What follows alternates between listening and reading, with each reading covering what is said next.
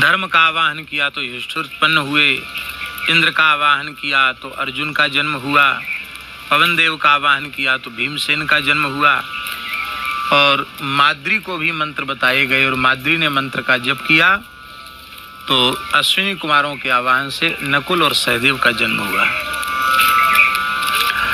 अभी ये नवजात बालक ही थे कि इसी बीच में माद्री के शरीर का स्पर्श करने के कारण सकाम भाव से पांडु का देह नष्ट हो गया, पांडु का देह पात हो गया और माद्री सती हो गई। हम केवल ये संकेत कर रहे हैं कि कितना कष्ट सहा कुंती ने, जैसे सुख उसके जीवन की रेखा में लिखा ही न हो।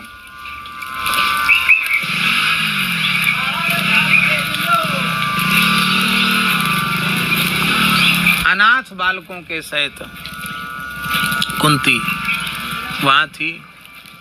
कर्तव्य था धृतराष्ट्र का कि वह आदर पूर्वक अपने भाई की पत्नी को, अपने भतीजों को बुलाते, लेकिन नहीं बुलाया।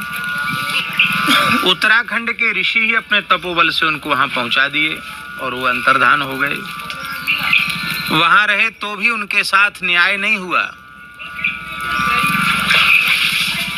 तो भी उनके साथ न्याय नहीं हुआ और उनको महाराज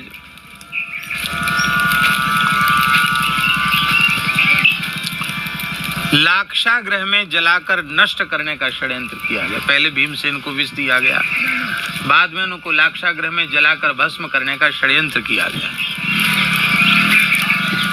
भगवान की कृपा से पांडव उस आग से बच निकले, द्रौपदी से पाणी ग्रहण हुआ, अन्याय किया गया, उनकी पैतृक संपत्ति उन्हें नहीं दी गई, खांडव बन दिया गया और भगवान के अनुग्रह से खांडव प्रस्थ भी इंद्रप्रस्थ बन गया, इस धरती का सबसे सुंदर महानगर बन गया और राजसूय यज्ञ में दिग्विजय यात्रा करके युधिष्ठिर सप्तद्वीपवती पृथ्वी के एक छत्र सम्राट के रूप में स्वीकृत हो गए। अब ये सुख का काल बिल्कुल थोड़ा ही था कि फिर विपत्ति के पहाड़ टूट पड़े, जुआ खेला गया, द्रौपदी का तिरस्कार किया गया और फिर द्वारा जुआ खेला गया तो पांडवों को 12 वर्ष का वनवास और 1 वर्ष का अज्ञातवास। हम ये बात कह रहे हैं कि कुंती को कितनी पीड़ा भई होगी। कुंती को